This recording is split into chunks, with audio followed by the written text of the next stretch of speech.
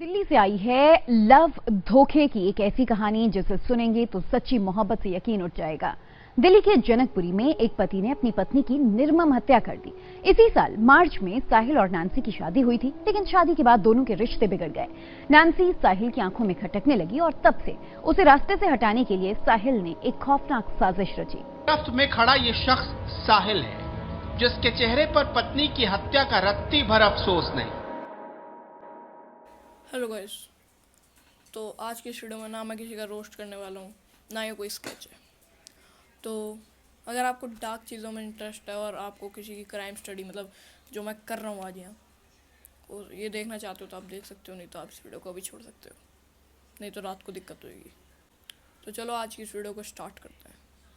तो बहुत लोगों को बहुत टाइम लग जाता है सच्चा प्यार ढूंढने में, और अगर तुम्हें पता लग जाए कि कोई तुमसे सच्चा प्यार करता है तो तुम फूले नहीं समाते, मतलब बहुत खुश हो जाते हो। ऐसी ही कहानी थी नैन्सी शर्मा की, जिसे पता लग गया था कि कोई उससे प्यार करता है, लेकिन उस प्यार के चलते ही पानीपत के जंगल में उसकी लाश मिली। एक लड़की जो अपनी ज़िंदगी में बहुत खुश थी, उसकी लाश पानीपत में, और वो भी डिग्रेडिंग तरीके से, मतलब बिल्कुल सड़ी हुई। चलो देखते हैं अच्छी इसकी स्टडी में। नैन्सी की मौत के पीछे 2 एलिगेशंस हैं, जिसमें से कौन सा सच है बता पाना मुश्किल है। So let's learn little more about today's case revolving around Nancy Sharma. Born in 1999, Delhi Janakpuri.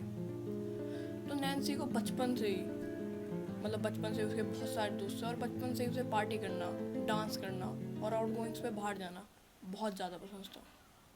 ऐसा भी नहीं था कि नैन्सी बहुत अमीर थी, बहुत अमीर ख़ानदान से थी, वो एक मिडिल क्लास फैमिली से ही बिलोंग करती थी।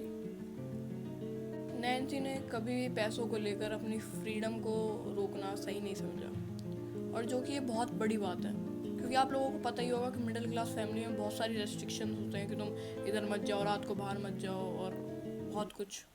तो 2017 में जब नैन्सी 16 साल की थी, वो अपनी एक क्लोज़ फ्रेंड की बर्थडे पार्टी में गई। मतलब वहाँ ज़्यादा लोग नहीं थे क्योंकि उसकी पार्टी बहुत ही एक्सक्लूसिव थी। तो वहाँ नैन्सी और जो उसकी दोस्त थी, जिसकी बर्थडे पार्टी थी, उसके दोस्त, जितने भी उसके दोस्त थे वो सारे आए हुए थे। जो वो लड़की के दोस्त थे, मतलब जो दूसरे दोस्त थे नैन्सी के अलावा, उनमें से ही एक था Sahil Chopra. Sahil was 18 at that time and unlike Nancy वो बहुत अमीर था। साहिल अमीर तो था ही, और वो 18 साल का था, तो वो अपने पापा के साथ उनके गाड़ियों के काम में भी हेल्प करवाता था। उसके पापा का कार का बिजनेस था, तो वो उसमें भी काम करवाता था।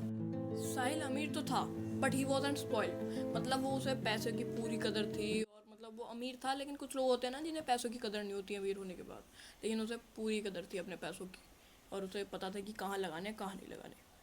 और साहिल को पार्टी में नैन्सी को देखते ही प्यार हो गया, मतलब देखते ही इंस्टेंटली, और वो नैन्सी के पास गया और नैन्सी से उसने ऐसी बातें शुरू कर दी कि हाँ ऐसे हुआ था, मतलब कुछ भी कि तुम कैसे पार्टी में एंजॉय कर रही हो और वैसे। और नैन्सी ने भी साहिल को देखते ही उसे प्यार आ गया कि हाँ यही है। तो मतलब ब्रह्मास्त्र वाली स्टोरी उनकी बहुत जल्दी जल्दी, जैसे ब्रह्मास्त्र में हुआ था ना, दोनों को प्यार हो गया और एकदम से मूवी स्टार्ट हो गई, तो वैसे ही दोनों को प्यार हो गया और वो दोनों फ़ोन पे भी बात करने लगे, 2-3 महीने में हर महीने मिलने भी लगे। मतलब साहिल और नैन्सी दोनों को पता था कि वो दोनों एक दूसरे के लिए सीरियस है, और मतलब नैन्सी को थोड़ा शक था कि ये मेरे साथ सीरियस है या नहीं, कि हाँ ऐसे ऐसे, क्योंकि लड़कियों को होता है।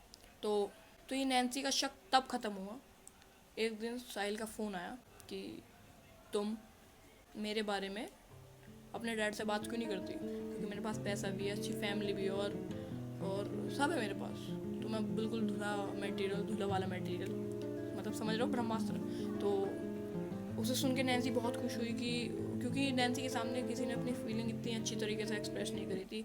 नैन्सी बहुत खुश हुई और नैन्सी ने सारी बात जाके अपने डैड को बता दी। और नैन्सी डैड, जब तक वो बता रही थी नैन्सी अपने डैड को कि ऐसे ऐसे हम प्यार करते हैं, नैन्सी के डैड पूरी कन्वर्सेशन में चुप रहे, और जैसी बात ख़त्म हुई उसके डैड ने उसे कहा कि तुम अंदर जाओ अपने रूम में। और उसके बाद नैन्सी के डैड ने साहिल के ऊपर इन्वेस्टिगेशन शुरू कर दी, मतलब बाप है ना, तो ढूंढना शुरू कर दिया कि क्या है, कैसा है, क्यों है।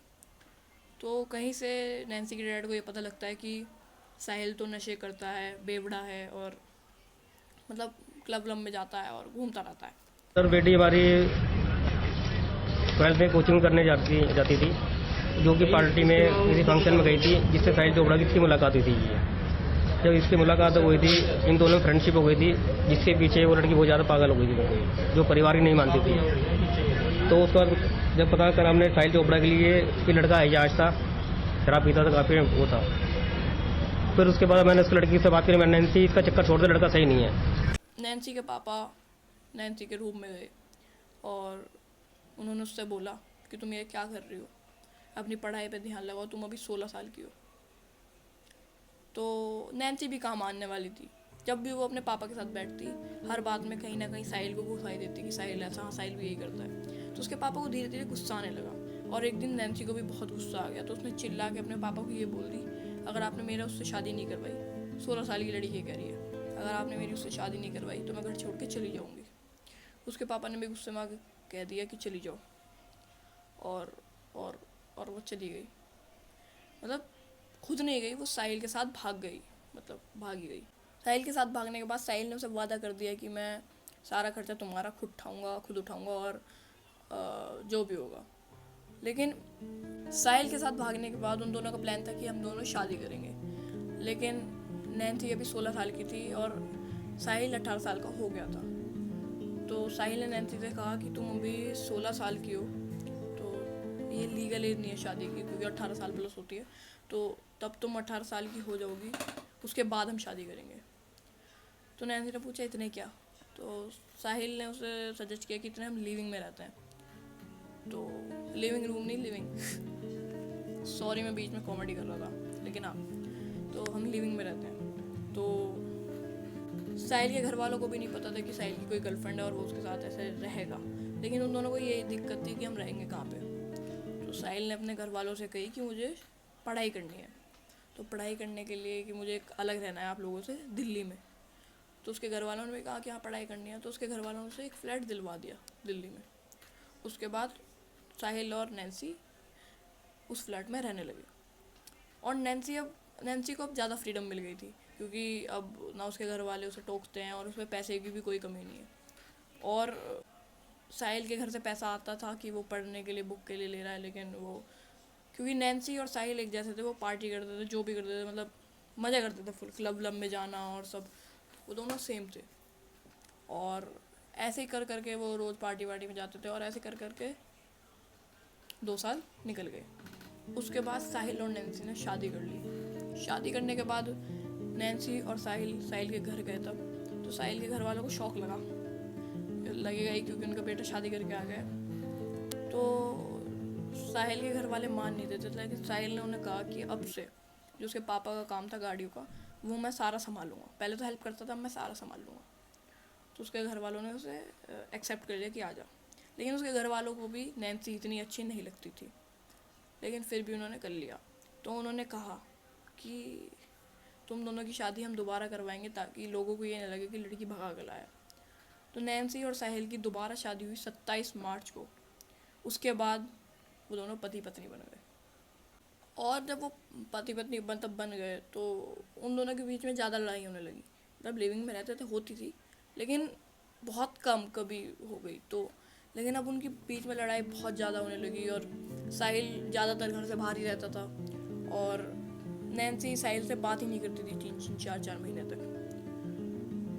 तो लेकिन आज तक किसी को ये समझ में नहीं आया कि उन दोनों के बीच में इतनी लड़ाई हो क्यों रही थी, और बल्कि वो 2 साल साथ में रहे थे लिविंग में। और नैन्सी की तब शादी हुई, तो नैन्सी ने अपने घर वालों को मतलब इनवाइट किया था, लेकिन उसके घर वाले नहीं आए। और उसकी एक सिस्टर थी, वो ऑनलाइन तो होते ही हैं सब, तो वो उसे मैसेज करती रहती थी कि दीदी अब मैं खुश हूँ और वो हूँ, लेकिन कहीं रिप्लाई नहीं आता था। लेकिन उसके घर वालों को पता थी कहीं ना कहीं कि हमारी बेटी खुश है। तो तब उन दोनों की मतलब लड़ाई होती रहती थी, साहिल और नैन्सी की लड़ाई होती रहती थी उन दोनों की।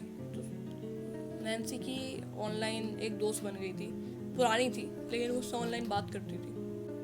तो वो उसे मतलब किसी को बता तो सकती नहीं थी, क्योंकि भाग के शादी करी और बताएगी भी तो क्या कर लेंगे लोग। तो वो उसे मजाक में बताती रहती थी कि मेरी उससे ऐसे लड़ाई हुई। लेकिन वो दोनों एक दूसरे मतलब दोस्त तो मजाक ही करते हैं, तो वो भी मजाक में लेती थी और ये भी मजाक में ही बोल देती थी, लेकिन था ये असली। फिर थोड़े थोड़े टाइम बाद उसने अपने घर वालों से भी बात स्टार्ट कर ली। जैसे जैसे वो अपने घर वालों के करीब जा रही थी और वैसे वैसे साहिल उससे दूर जाता जा रहा था। वो अपने घर वालों से भी मतलब सब सही चल रहा था, उसके घर वालों से भी बात हो गई थी, और वो जो दोस्त थी उसको अब सब बताने लगी थी सीरियसली। तब वो अपने दोस्त को सारी बातें बताने लगी कि मेरे साथ यार मतलब हम दोनों एक दूसरे से बात नहीं करते, उसका पति और वो। उसके बाद 4 दिन तक उसकी जो दोस्त थी वो ऑनलाइन, उसके पास नैन्सी की तरफ से कोई मैसेज नहीं आया। तो वो दोस्त घबरा गई, क्योंकि नैन्सी हर 5 मिनट में उसे मैसेज करती थी, लेकिन वो डर गई। तो उसने नैन्सी के घर वालों को बताया, नैन्सी के मम्मी पापा को। फिर नैन्सी के घर वाले भी डर गए, तो उन्होंने साहिल के मम्मी पापा से पूछ लिया कि नैन्सी और ये कहाँ है। और साहिल के घर वालों को ये पता था कि मतलब जो साहिल है वो बता के गया था कि हम पानीपत जा रहे हैं। मतलब साहिल के घर वालों को तब मतलब फ़ोन किया नैन्सी के घर वालों ने, तो साहिल के घर वालों को ये पता था कि बच्चे घूमने गए हैं, लेकिन उन्होंने बताया कि उन्होंने 2 दिन का गई थी और वो भी 3-4 दिन आया, और वो फ़ोन भी नहीं उठा रहे, वो अभी तक आए नहीं। तो नैन्सी और साहिल के घर वालों ने पुलिस कंप्लेन करवाई, और 5वें दिन साहिल का फ़ोन आया कि ये हम यहाँ हैं, मतलब बताने लगा। तो सब पूछने नैन्सी कहाँ है, नैन्सी कहाँ है। उसने कहा कि मुझे नहीं पता नैन्सी कहाँ है, नैन्सी हम बीच में उसने कही कि गाड़ी रोको, और वो उतर के कहीं चली गई। तो सबको उस पर शक होने लगा कि ऐसे कैसे हो सकता है। तो सबने उसे कहा कि तुम घर आओ, और नैन्सी के पापा को बहुत ज़्यादा शक था, और उसे आपको पता है उन्हें पहले भी था और अब भी है। तो नैन्सी के पापा जो वो जिससे बात करती थी ऑनलाइन दोस्त, उसके पास गए और उसने कहा कि सब सच सच बताओ। तो जो नैन्सी की दोस्त थी उसने सब तो बता दिया कि ऐसे ऐसे होता लड़ाई, लेकिन उसने एक चीज़ ऐसी बताई जो मैंने भी आपको नहीं बताई।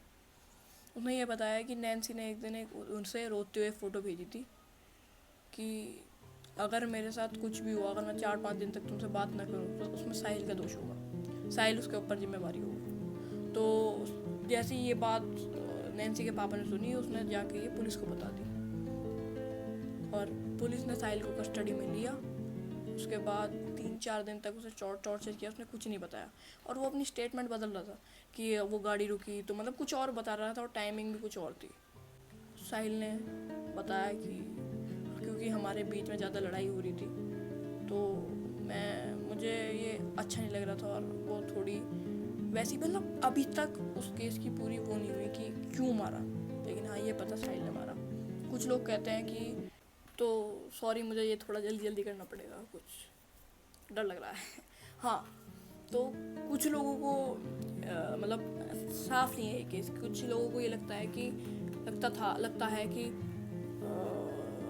नैन्सी के खर्चे बहुत ज़्यादा हो गए थे, क्योंकि वो मतलब क्लब में जाती रहती थी, उसके बहुत ज़्यादा खर्चे हो गए थे, इसकी वजह से उसने मार दिया। कुछ लोग ये भी कहते थे कि साहिल की भी गर्लफ्रेंड थी, और मतलब बहुत सारी बातें हैं, कोई कुछ क्लियर नहीं है अभी।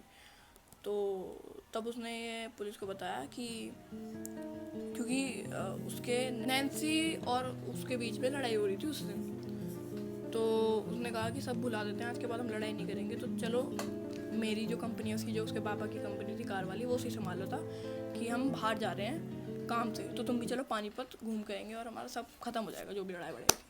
तो नैन्सी भी मान गई कि चलो अब शुरुआत करते नहीं, लेकिन वो उसकी लास्ट राइड थी। लेकिन हाँ, तो वो चले गए साथ में।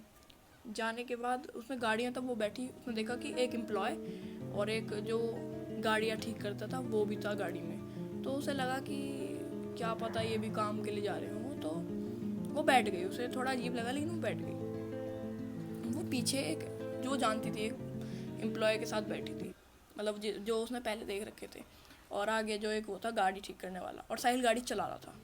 तो वो ऐसे मज़े में जा रहे थे। तो तब वो पानीपत पहुंचने वाले थे, उससे पहले एक जंगल आया।